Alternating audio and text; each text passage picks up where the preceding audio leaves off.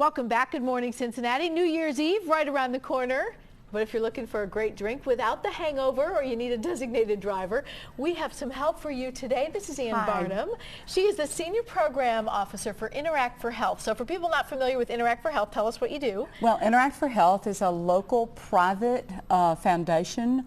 We do education, grants, and catalyst work in the community around healthy living, active living, healthy eating, healthy choices about alcohol. You kind of support other programs or other people looking into this and building healthy communities, that kind of thing. Absolutely. Now, I got in touch with Ann because I remember last year you did some really interesting research about our drinking habits. But first, let's get going on our mocktails here because you got some great ideas. Tell us what you're going to make. Well, you want to make sure that you have equally attractive alternatives for people when you are having a big party. You're right, because otherwise they don't drink them. That's right. That's right. So what you want to do, I've got both a hot drink called wassail and a cold drink which is called Santa's 7-Up Surprise. All right, this is the hot one. This is the hot one, and it's apple juice and cranberry juice. Okay, so apple and cranberry. Apple and cranberry, and then some spices in the top, cinnamon, cloves, and nutmeg, and some sugar.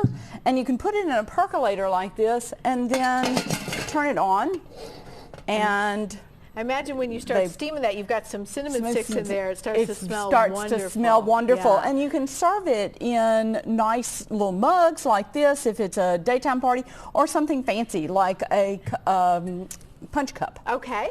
And the second one then? The second one is Santa's 7-Up Surprise, and it has pineapple juice in it and 7-Up, and the one of the things that I did was I made a little card here. If you're having both drinks with alcohol in them and drinks without, it's always good to put out some sign that tells people that their drink does not have alcohol in it.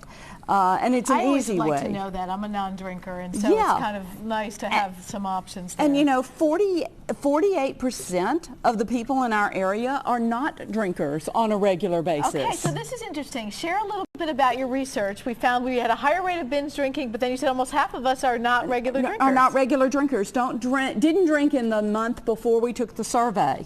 So you want to make sure that as you're making up your event, that you are doing something that will help those non-drinkers have something special. And so this is peppermint extract. This is peppermint extract. So you've got the pineapple juice, the Diet 7-Up, the peppermint extract. And I use Diet 7-Up just because that's my preference. And then you put a little flag. Oh yeah. Which you can make up into your glass. And I always say use the same glasses that you're going to use for those who are drinking alcohol. Because we were doing a story about that. People who are non-drinkers do feel like you sort of get discriminated against with your glasses. You do, and I'm going to stir that a little bit. Okay, and to make sure. You go ahead and pour that in for us so we can see what it looks like. And then one of the things I thought was interesting was your message really about our drinking habits was what? And what do you feel like we need to know? Well, I think one of the big things is that point about how many of us are non-drinkers. And then the second part of it is that people who binge drink, there are 2 in 10 folks who have had a binge drink episode in the past month.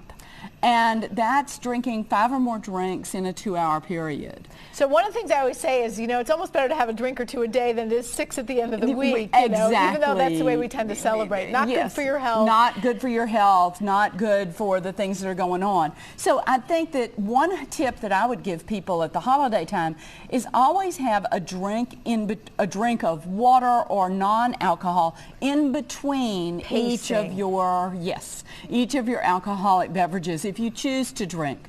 And remember, it is a choice if you're choosing to drink during this holiday period. You don't have to. One of the things that I recommend is if you're having a champagne toast, make sure you've got some sparkling water. Yes. Because when you put it into a champagne flute, yeah, people really don't even know, and you still feel like you're celebrating. You feel like you're celebrating. Excellent. So here's to you. Here's to you. Ann Barnum, thank you for joining us. They are Interact for Health. We have a link to Interact for Health at local12.com, as well as these recipes. These are great ideas. Thank you for coming in on your holiday weekend. Thank you. You're welcome. We're going to start sharing more of what you guys do in the community on a regular basis here. So it's Interact for Health, and I know we have a Twitter account on you as well. Yes. Josh, these